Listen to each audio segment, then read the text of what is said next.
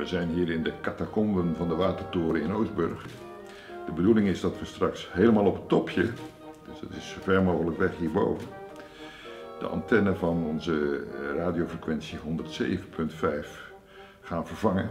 Die heeft daar nu vanaf 2009 gestaan en is aan corrosie onderhevig. Dat betekent dat de opbrengst minder wordt. Met behulp van het Rope Rescue Team wordt straks het topje beklommen.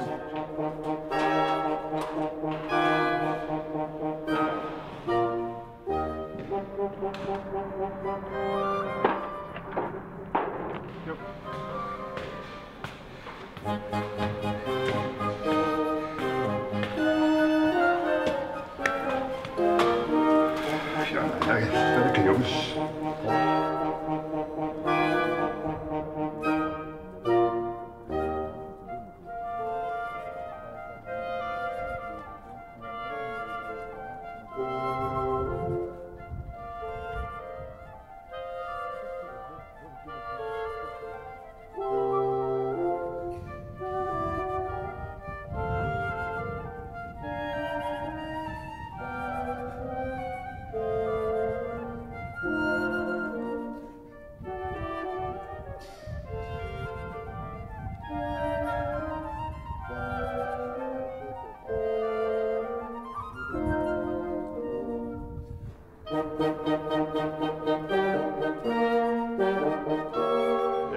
Het rescue team heeft bepaald dat het op het ogenblik echt veel te hard waait boven. We zitten hier uit de wind en toch waait het nog.